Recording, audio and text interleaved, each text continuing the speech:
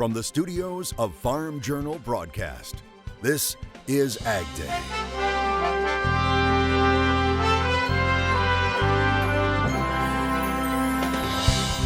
Coming up on AgDay, the good, the bad, and the unusual. We've seen it all on this year's crop tour.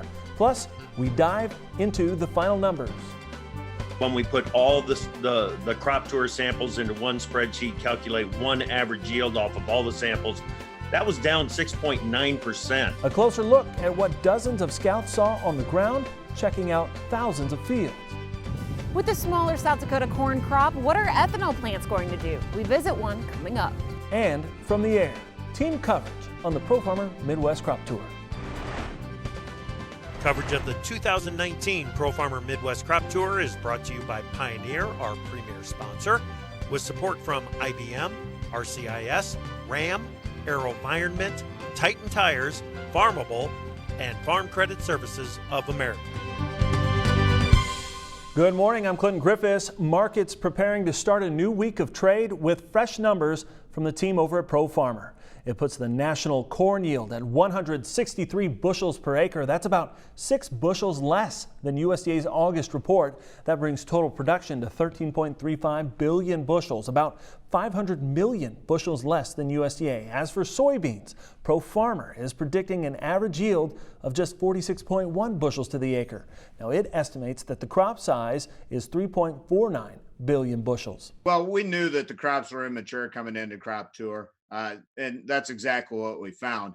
What we didn't know was that the ear counts were going to be down and down as dramatically as they were in some of these 7 states that we sampled, and that the pod counts were going to be as low as they were. So that's the big takeaways. These numbers are driven by ear counts and pod numbers being down so much.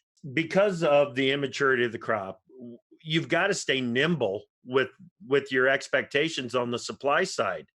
It's weather conditions are going to have a major impact from this point forward on how both the corn and the soybean crop are going to finish. So you got to stay nimble based on what we know right now. That's the best estimate that we can put on the corn and soybean crops. Is it going to change? I would almost guarantee it. Now, ProFarmer's reminding everyone their experts take into account crop tour data, but they also make adjustments for crop maturity, historical experience, and areas outside of the 7 states covered on crop tour.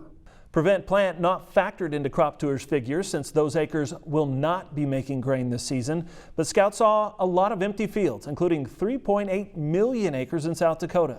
That state on pace for the smallest crop in the entire Midwest, which could mean big problems for its ethanol industry. AgDay's Betsy Gibbon reports from the Western Leg. Walking through the water hemp here. South Dakota is having a year of challenges. Wet weather has yet to stop. Remnants of the difficulties littering the fields as the state holds the title for the most corn and soybean prevent plant acres in the nation. You just see quarters upon quarters that there's nothing in. While some fields are bare, scouts along the ProFarmer Midwest Crop Tour see the immaturity and uncertainty of the crop too.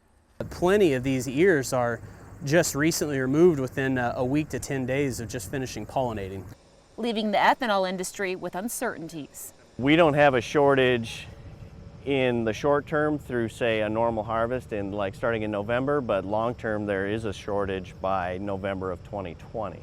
Burish says the new Gen Energy facility in Marion, South Dakota is already trucking in corn from the western part of the state, over 100 miles away. And if the state does not produce a good yield or heavy test weights, it will have to bring in grain from other areas. Let's say that it has a value of 30 under FOB in North Dakota. Well, to get it here by rail is probably going to cost upwards of 60 cents. For most plants down here in this region, those are just values that aren't sustainable. The last time corn was imported to this region by the company from other states was back in the 2012-2013 timeframe, and margins were substantially better then. Well, the price of ethanol is sharply lower compared to what they're paying for corn, and then having to pay on top of that, buy corn at a premium with a very strong basis, and then on top of that having to pay the shipping. So you've got margins really going the wrong way in a big way. I noticed in one of them that we had a bug in there. As South Dakota sorts through its difficulties before harvest, In South Dakota, you never really complain about too much rain, but it's just what happened. Farmers hope to have more authority over the things they can try to control. Reporting for AgDay, I'm Betsy Gibbon. All right, thanks, Betsy. This is on top of the Environmental Protection Agency issuing dozens of small refinery waivers that exempt them from the RFS mandate of blending ethanol. Now, the president meeting with the heads of EPA and USDA to discuss those waivers and the impact on agriculture. In a memo, USDA Secretary Sonny Perdue recommending rescinding 7 or 8 of the 31 small refinery exemptions granted by EPA in August. Perdue saying via memos those waivers were made to big companies, adding that, quote, by taking decisive action now, I believe we can regain support among farmers and the biofuels industry, end quote. EPA, however, raising questions about the legality of that move and standing firm against reallocating waived gallons.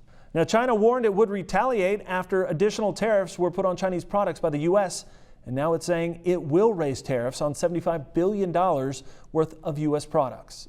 The official Chinese news agency announcing the tariffs of 10% and 5% will take effect on September 1st and December 15th.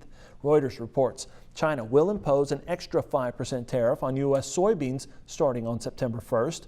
Also starting on that date, there will be an additional 10% on U.S. beef and pork. An additional 10% tariff will be placed on all wheat, corn, and sorghum starting December 15th. Now, President Trump previously announcing plans to raise tariffs on an additional $300 billion worth of Chinese imports starting September 1st. He postponed a portion of that to December 15th. But White House economic advisor Larry Kudlow says talks to end the trade war continue and officials are having positive discussions. We are still planning for the Chinese team to come over here in September. I don't want to name a date or anything, but we're waiting. So the deputy's call was quite constructive, and this may lead to a meeting of the principals here in Washington, D.C. Now, the president responding on Twitter in a series of tweets saying that our country doesn't need China, ordering U.S. companies to immediately start looking for alternatives to China, including bringing companies back to America. Also ordering all carriers to search for and refuse all deliveries of fentanyl from China. Up next, how all of this tour information, weather, and trade turmoil may impact markets in the coming weeks. We'll have analysis from the last stop in Rochester. And later, an eye in the sky, an aerial view of prevent plant acres from some of the most fertile fields in the Midwest. AgDay, presented by the all-new Chevy Silverado, the strongest, most advanced Silverado ever.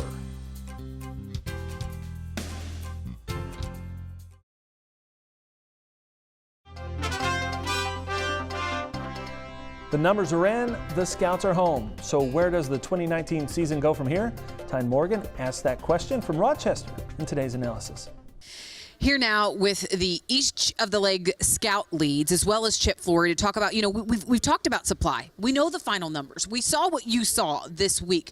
But that demand piece has just been so ugly, Jeff. And look at corn first. I mean, we really need demand to step up, no matter what the yield is this year. Demand is a problem in both corn and beans. On corn, we got the ethanol slowing down. We've built up a stockpile of ethanol for this time of the year that's a record high. So we have an inventory that we need to wear off. Gasoline usage has fallen, so that's a problem because we're not blending as much. But we have seen some blending pick up during the summer season, so maybe that's a sign that we can get things going. The exports are atrocious right now because we're getting beat by the South Americans, who both Argentina and Brazil produced record crops, so they're selling below our prices. Their currencies have completely collapsed, and at some point they're going to have some problems with those currencies. You look at domestic demand, you mentioned it, those waivers from EPA, creating a lot of angst among farmers, rightfully so. What has to happen to reverse that? Well, we've got to keep the pressure on the White House, and it's specifically on the White House. Keep your messages going into the president. Talk to your lawmakers, get them to put pressure on the White House. President Trump has got to put the pressure on Andrew Wheeler to reverse some of those decisions. How much weight is that having on lost demand right now? President Trump, number one, President Trump is tired of dealing with the situation, so we need to get him re-engaged with it. How much of an impact is it having? It's going to, with what happened with Poet, it's going to take 100 million bushels of demand out of the equation. Well, when you look at soybeans, that's not a news story. We know that demand's been ugly when you look at ASF, when you look at trade war, different things.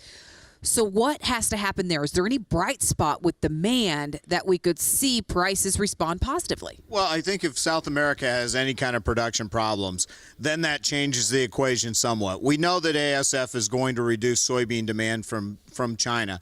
That opens opportunities for us to ship soybeans to other parts of the world. But if we have problems in Argentina and or Brazil, that would open up some more export opportunities for us in the year ahead. So we're going to have to wait for Argentina and Brazil. Well, a problem possibly, there? because that's kind of where we're at right now. We've taken our number one customer and we've told them to go shop somewhere else around the world. And at the same time, they also had African swine fever hit them and reduce their demand. So we've got two sources that are telling China not to buy as much. Real quick, Chip, it's all about demand right now. Do you think the market could shift its focus back to supply?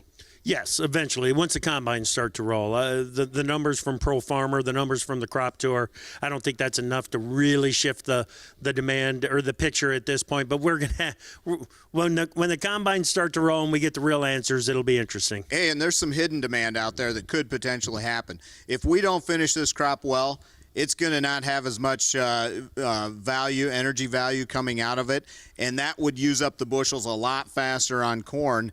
But that's something down the road. We won't see it happen until March and likely June in the quarterly stocks reports. All right. Thank you all for joining us this week. We appreciate it. Let's take a quick break, and then we'll have more right here on Ag Day.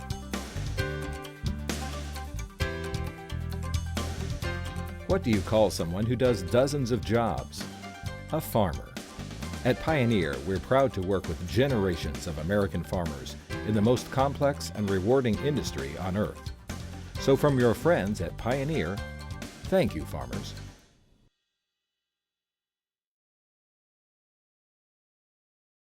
Closed captioning is brought to you by BASF. Grow smart with BASF. We create chemistry. Welcome back to Ag Day and this crop tour special. You know, a lot of focus is right on the nation's midsection, the Corn Belt. So many corn and soybean plants planted very late due to the cool and wet spring. What we need right now is heat, and unfortunately that's not what it looks like as we head into this week with below normal temperatures for much of the Corn Belt, especially the central and western Corn Belt. And it looks like it's going to be well below normal, especially as you get up towards the Dakotas and Minnesota. Where we're expecting warmer than normal temperatures will be along the eastern seaboard, southwest, and along the west coast as well. Now, as far as precipitation, as we head through this week, we're expecting to see slightly wetter conditions in parts of the central plains heading into the Ohio and Tennessee valleys. The signals aren't quite as strong on precipitation, maybe a little bit wet in the northeast, a little dry in the northwest. Here's the jet stream, and what we're watching is this trough that's going to be coming down into the nation's midsection. That's going to bring some of those cooler temperatures that we're expecting this week, while the west really starts to warm up with a ridge building in there, and it'll be a bit on the warm side, as we mentioned, especially along the east coast. Heading into the latter part of the week, the trough translates off to the east. Things become just a little more zonal, but definitely still a little cool for the Great Lakes, while the heat remains in the southwest. And then as we finish off the weekend and head into the early part of next week, we'll see things kind of flattening out a little bit more, but another little trough starting into the northwest. All right, drought-wise, yeah, we're still really watching that as well, because we do still see drying conditions in the southern plains, especially around Texas, but we're also watching the Corn Belt as well, as we see these pockets of dryness at the sort of coming towards the end of our growing season. Let's look a little bit further into the future as we see the estimated rainfall. This is this past week, and you could see that we definitely had some decent rain in parts of the Corn Belt, and then we have some fairly heavy rain, especially in the northwestern part of Florida, and then all along the Gulf Coast, but then up into much of the nation's midsection, the Corn Belt, some of the central plains. We've had pockets of heavier rain. Look over towards Wichita, towards Hays, Kansas, Kansas City, all the way into parts of southern Indiana, even parts of northwestern Ohio have seen a lot of rain. Now, 30-day wise, looking at again into the future, a little on the cool side, unfortunately, for the north central United States. States. Warm again along the west and east coasts, and precipitation-wise, where we're seeing those cool temperatures in the upper Midwest and northern plains, we're looking at some above normal precipitation. Looks like it could be a little bit wet in the southeast as well, and perhaps a little bit dry in the northeastern United States. That's a look at your national forecast. Now let's check on the weather where you live. Box Elder, Montana, mostly sunny, maybe an isolated shower with a high of 72 degrees. Bee Cave, Texas, sunny and hot with a high around 100 degrees. Cricket, North Carolina, some showers possible with a high of 74. When we come back, a view from above the fields of Illinois, and later a view from the road, the social media sideshow that follows scouts across the Midwest. Introducing Farm Journal TV, on demand 24/7. AgDay, Machinery Pete TV. U.S. Farm Report on your phone and tablet. Download the Farm Journal TV mobile app today.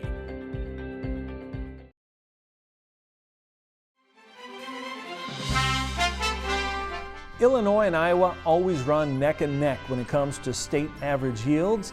This year, the biggest difference is in prevent plant. Illinois with more than 1.5 million acres left unplanted compared to Iowa at 463,000. Videographer Russ Natusco recently took to the skies above Illinois for a bird's eye view. Honestly, I've been looking at it all spring and summer from the air, so. You don't have to go far to see not good crops. Right over this way, there's 3 within a section there. And if you look at all the planted fields, there's holes and variability in all of them. The farther east you go, the worse it is. Wow. So I don't know where the 90 million acres of corn are planted. See in that field down there how you have square spots of the farm missing? Those are all the spots where the tractor almost got stuck trying to plant that field.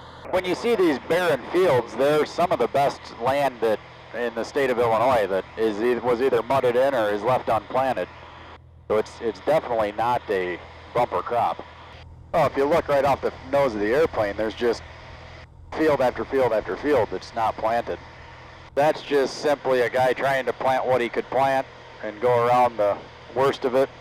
The USDA claimed that they used satellite imagery in that report, and I don't understand how a satellite image wouldn't show barren fields all over the place. So this is kind of the area where they grow a lot of seed corn. I hope that the seed industry is going to have enough seed for next year. So now we have a combination of a terrible crop and terrible prices. Not very much to look forward to. I guess as a farmer, you always look for next year, right? Better luck next year, and this is a prime example of that because this crop is not very good, and I guess the best thing about agriculture is we get to try again. Thanks, Russ. Well, another crop tour is in the books, and it's not all facts and figures. There's a little fun along the way. A view from the road. Next.